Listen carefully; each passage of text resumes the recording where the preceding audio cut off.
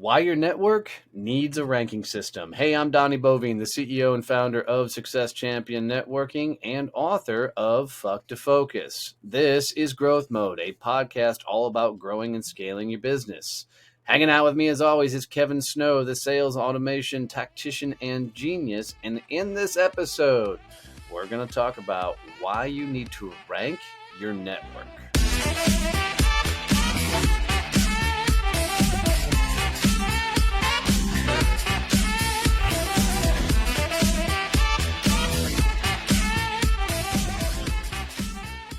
Holy shit, Kevin. If they heard the 3 times it took me to get through that goddamn intro, Jesus Christ. When I first got into networking, I literally did not understand the idea of, I don't want to say respecting my network, but I just got excited about opening doors for everybody. And I literally would go through and try and just introduce any person to any person without any thought beyond, hey, you're two good people, go meet. And this cost me dearly in a couple of situations, but that I didn't understand it. One time I remember I introduced a financial advisor to a very well-known CEO in the area that I've, built the relationship with. And this financial advisor went in and did nothing but try and pitch this CEO. And the CEO actually threw him out of his office and had a security personnel remove him from his office and called me with the whole, what the fuck were you thinking? Idea. Yeah. And then another one I did is I had a 4-star general that I was liaisoning with for an event we had coming up. And I let somebody get close to that general because I didn't even think about protecting that general just from, John Q. Public. And that dude stood there until I finally escorted them away from the conversation because they were sitting there just trying to fucking get the general to endorse their new product they had coming out, this magazine thing that they had invented. And I was like, God damn, dude. So we're going to talk about really in this one why you need to rank your system, protect your network, and we're going to walk through kind of 5 tiers to help get you there. But for you, Kevin, I'm really curious how you learned to protect your network. So first, we need to talk about the fact that your command lets you be a liaison for a 4-star.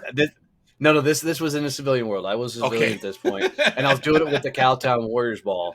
So I was helping start up the Cowtown Warriors Ball, and I had been introduced to General Pittman, who had a cool story back in 1972.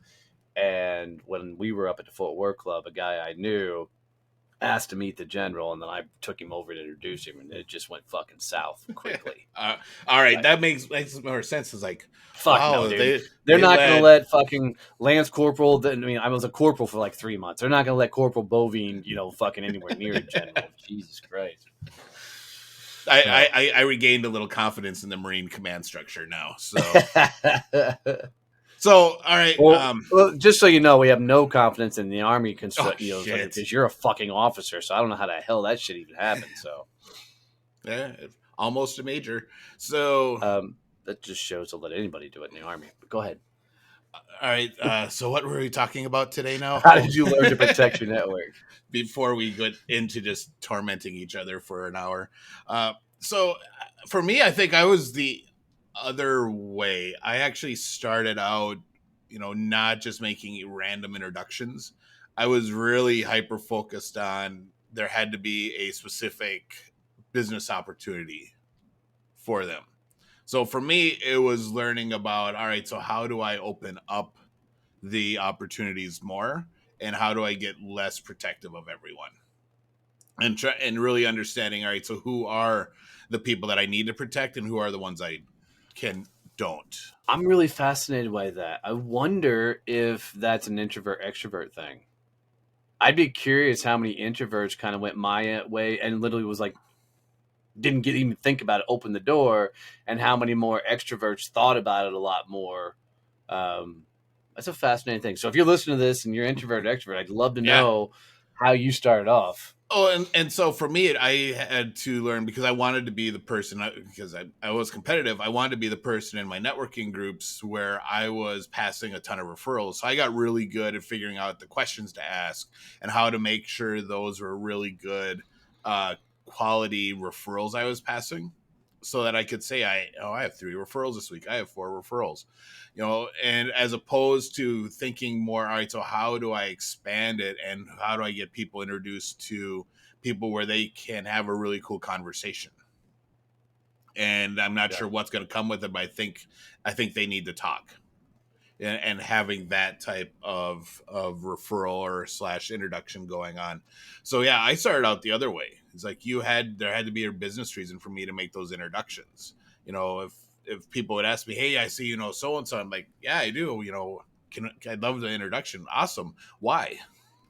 and I'd ask the questions, because for me, I think part of it was, I want to protect them and make sure they're getting good referrals from me, so that they do the same for me and they're passing me good stuff as well. Yeah, that question why became very valuable and important as I learned to network. Holy hell. So let's talk about the tiers and how you rank out your network, because I really think it's important. And to be honest, I put this ranking system together to kind of help a lot of people wrap their head around that were more like me and just trying to connect the world without a lot of thought. So some of you who are like Kevin be like, duh, this shit's fucking, like, you should know this shit already. So, but tier one is kind of the greaseball networker. And what I mean by that is they're the person that was like me when I first started out. No thought, no anything, wants to meet everybody, wants to introduce everybody to a obnoxious degree. And, I didn't understand that I needed to protect my network. So I was just connecting anybody to everybody. And I think a lot of people, when they first get into networking, they get excited about the thought of opening doors for each other. But these people do have value, because we all run into people when we network that are not really worth the oxygen they breathe. And having a collection of these tier one people who will meet with anybody are a great person to dump those people on. I know it sounds shitty, but That's it's a horrible. way to freaking get these people out of your orbit by introducing them. Like one time, I had a realtor that was introduced to me, and all she wanted to do was pitch me her shit, and it was something that wasn't even real estate. And then I met another realtor, same thing. All she wanted to do was pitch me her shit, but I think it was an MLM. Well, I didn't want to do anything with either of these ladies, but I thought they should meet. So I introduced the two of them, knowing that they were going to go into the call and pitch each other. So that's kind of your tier one, right? Of people. How would you describe kind of tier one? Because you're a lot more respectful in this shit than I am. So I actually kind of look at it, the relationship, when I'm ranking my referral partners and my network. I really look at kind of the relationship that I have with those people. My tier ones are my safe referrals. They are the people that I can refer someone to, and if that person is a jackass, uh, I'm still going to be loved. That person is still going to like me. So, like my mom is relatively a safe referral for a lot of people, because she's going to call me back. Plus, they're going to give me really good feedback and tell me that the person was a jackwagon, uh, after they talk with See, them. that's crazy. Mom for me is a tier five referral. You're not getting a mom. Yeah, and it looking at it from your list, and we'll keep going through Donnie's list. Yeah, my mom would be a tier 5 too for that reason. But when I look at the relationship, is, hey, this person, my relationship's solid. You know, if I refer them and it goes bad, they're going to be okay. But it also depends on what type of thing I'm referring them to. So Mm, a financial planner to my mom it's a valid point. is, you better be a badass financial planner and have all your ducks in a row before you get to my mom. Because if you screw up on my mom's finances and my dad's finances, I've just lost my inheritance. I'm like, this is, so it really depends on kind of what the referral is for me as well. So I've never Yeah, really looked sure. at it the way you're doing it. It's like how they want to meet. It's like, all right, so what is that? Wow, this, I would look at it as what's the risk to me when I do the referrals. Isn't that funny? So So, like my fives I are the people are, and I think our fives are really the same. They're my best clients, my my business partners, people that I need to protect and make sure that I am protecting their time and I'm protecting our relationship before I let someone in. So someone has to usually have gone through a few steps of referrals and proven that yeah they're going to do a good job before they will get to my tier fives. Yeah, see, I'm gonna look at that just a little bit different because, I mean, we'll go through each tier, but a tier five for me, those are the untouchables. Like prime example is, we had Mark Askowitz, the CEO of Captivate, come speak to our networking groups in our Thursday Becoming a Champions training, and he put on a hell of a freaking Q&A and talked a lot about podcasting. And somebody who I would consider a maybe just over tier one and a tier two fucking hit me up instantly and said, "Hey, I really want to meet Mark." And I'm like, "Well, Yep. why?" Which, and as soon as you ask the why question or you have the why thought, you need to be in protection mode. And he's like, "I don't know. I think we'd have some great synergy." I'm like, "Yeah, No. that's not a good enough fucking reason to get to the Yep. CEO of Captivate, right?" Yeah. And I And Mark's a really good dude, right? and I So, completely agree. And the people that are getting to my tier fives, there is a specific reason there, and there's something that they have that tier five person needs, and that I've already had a conversation with that person about. So yeah, if yeah, someone's going to get to my tier five referrals, I've already got approval from that person to say, yeah, that you can give them my name. yep, Those are not out of the blue. Hey, you need to talk to so and so. I might call them up and say, hey, I'm going to be sending someone to you. Here's why. Is that cool? And if they say no, then the referral's off. I'd say, yeah, totally. We've been looking for that. Yeah, I remember we talked about it. Then I'll make the introduction. But they've still going to have to for gone sure. through a couple steps for me to know that they're not horrible at what they do and that they can actually deliver. Yeah, when it gets to my tier fives, and people say they want to meet them, and I even if I think I would be okay introducing them, they're not getting that introduction until I reach out to the tier five and go, "Hey, look, so and so who does X, who's a good friend, I'd vouch for, awesome, wants to have a sit down conversation with you. Are you up for that?" And they can veto it. They say, "No, I don't want it." Cool, I'll go back and let them know, right? Because I'm going to protect that tier Yep. five because I need that relationship. I need that and usually it's somebody that we've done something for each other over the years, and I want to make sure we always have that something to continue to Yep. do, and protect it all. Yeah, there has to be, for me, there Tier, has to be something that they're going to be able to help that tier five person with. yeah, There needs to yeah, be some benefit for my tier five person. Having, hey, I think we'd have a cool conversation is not a benefit for a tier five individual in no, any ranking structure. yeah, for sure. And it's sad that we have to explain this to some people. You know, um, there's just been an organization over the years that really kind of taught, introduce anybody to anybody, and I think that's what caused a lot of this. So, your tier two though is kind of, for me, it's your step above. These are the people that they're willing to meet with anybody you send their way, and I have a lot of cool tier twos that I respect the fuck out of. And so for me, this is where they first really get into my orbit. And, we may have only met one time via Zoom. And oftentimes on my first Zoom conversation with people, I'm making introductions, right? I'm opening doors for people because you get a good ride or you get a good vibe from them. And these are my tier two connections. And I think a lot of networking falls into tier two because there's a lot of people that are just understand that meeting enough of the right people allows them to get where they want to go. So there's a lot of cool conversations, but there's not a lot of needed for extra additional education on why the two people should meet. There was a buddy, Nate Peo, for a while, man, and Nate would just send me a shit ton of people, and I'd meet with anybody I knew because I knew coming from Nate. So I was a tier two for him. I knew anybody coming from Nate were worth having a conversation, even though if I didn't know what the hell the conversation was about. And that was fun. And when you get the right tier twos that send people your way, you can have a lot of very cool conversations. You know,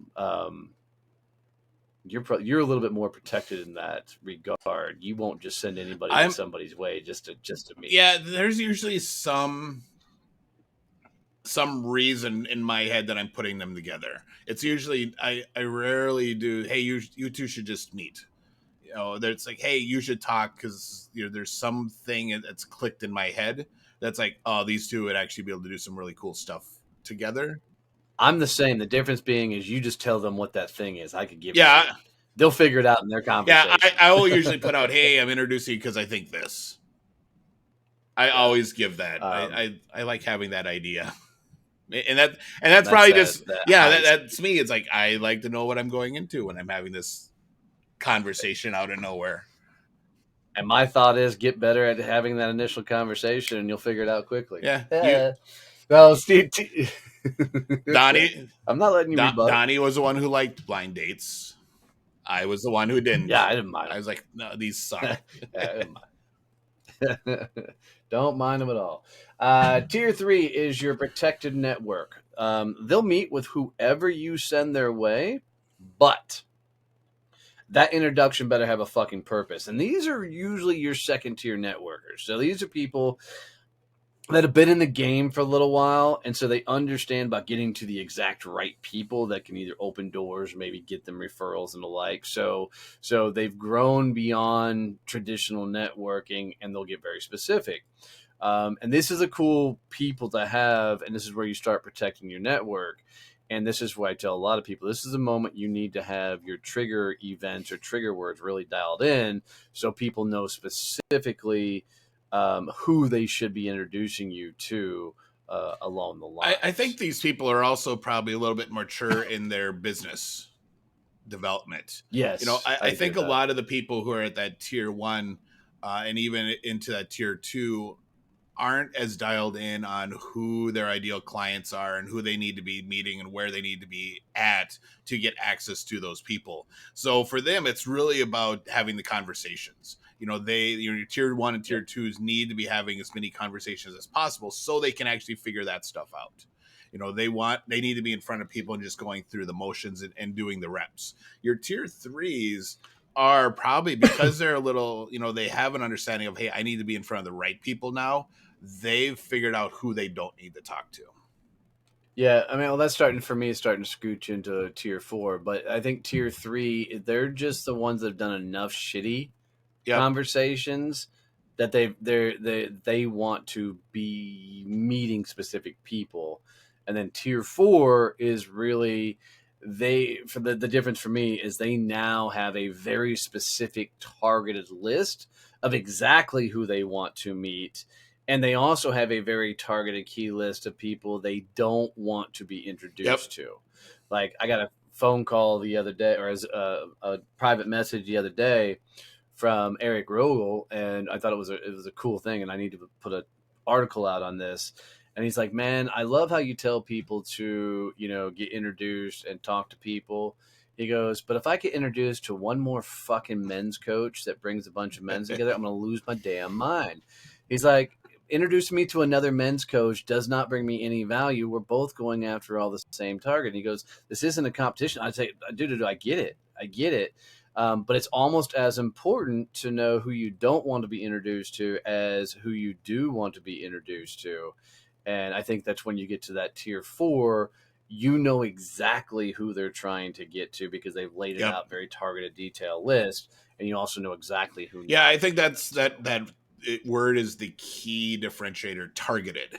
You know, your Yeah, tier threes, they have this general idea of who their target clients and who their prospects should be and who they don't want to talk to, but they haven't gone that extra step and really have that really defined list. They don't understand, hey, yep, here are the key positions that I talk to in these types of companies. And even, your tier fours are going to have, hey, here are the top 10 people I want to be introduced to. They're going to yeah. have They names. have their Yeah, hit list exactly. together. Your Yeah. your threes are ahead Yep. of everyone else because they've figured out, oh crap, I can't be spending 8 hours a day talking to people that aren't the right fit. So they've made that mind shift, but they haven't got to that next level where it's really a targeted list and it's nailed down of, hey, here's who our messaging is geared towards, here's who we're talking to, here's who we want to be introduced to, and it's all focused on that now, that persona. For sure. And then which leads us right into the tier fives, which is your protected network. For me, this is your influencers, this is your high powered CEOs, this is your high ranking officers in the military. These are the people that people know when they walk in a room who the hell they actually are. Right. And if you have a relationship with them, that's that relationship you've got to completely protect. And like Kevin and I said, it can even be our own moms, depending on the situation and what we're doing. I mean, uh, prime example of how a financial advisor can fuck it up. My uncle, when he passed away, left a huge trust to my parents and her brothers and sisters, and he said you had to use this financial advisor, and the financial advisor burned through Yep. hundreds of thousands of dollars, and they all lost it all in a matter of a few moments. I mean, it's crazy. The guy just traded it all out in a way, and couple $100,000 gone, Yeah, and on instantly. the So opposite end of that spectrum is, like a flower shop. You can refer a flower shop to your mom in a heartbeat, and if the flowers die yes, right yes. away, I was like, where the fuck are you going with this? But yes, yeah, yes, you can refer them to your mom right away, and if the flowers die too soon, your mom's gonna call you and say that flower sucks. The flowers all died already, but right. it's Or like a restaurant, something you can say, hey, hey, yeah. go get this caterer or whatever. If it sucks, all right, one time, Yep, yeah, in and out. exactly. So yeah, it Yeah, has that element of risk to the relationship, but also then risk to that person you're introducing them to as well. And as you get higher up that tier, that time piece becomes a bigger risk because yeah, as for they sure. get more busy, their businesses grow, they're managing multiple businesses. They don't have time for just BS conversations anymore. So that time is really a key thing for Absolutely. making sure that you're using it wisely and that you're letting the right people in.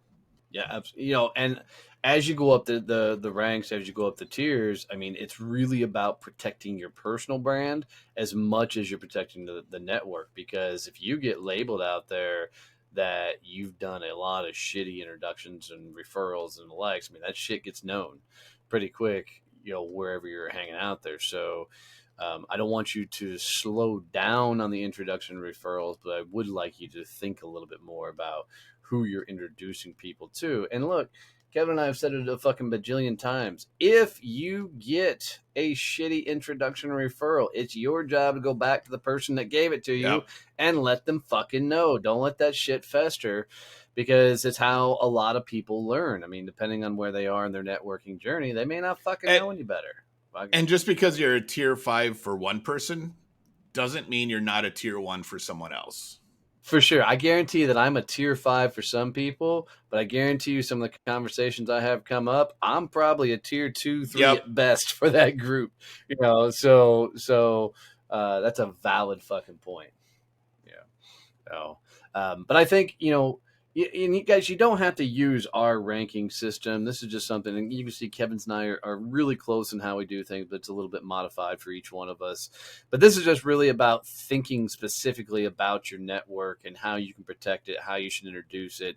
And I think how you introduce and connect people also is how people think and connect you often a lot of times. So if you want to put more like Kevin, a lot more thought into the introductions and everything, then people will put a lot more thought when they introduce you. If you're a little bit more loose where I am, they will still respect the position, but you're going to get a lot more, what I think are just funny, introductions.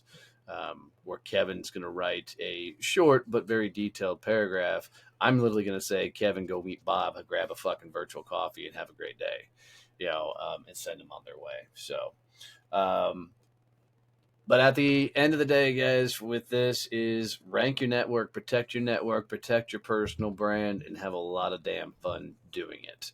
And if you got any tips, tricks, any value out of this episode, please leave us a review, share this out with one person, And send us messages and feedback on, your takeaways and thoughts on these episodes. We love getting this stuff. As the show continues to grow, we just hit a top 75 or top 200 podcast in Australia. So thank you for those listening in Australia as we continue to get out there to keep collecting countries. It's kind of fun. So as always, love you, mean it. See you, bye.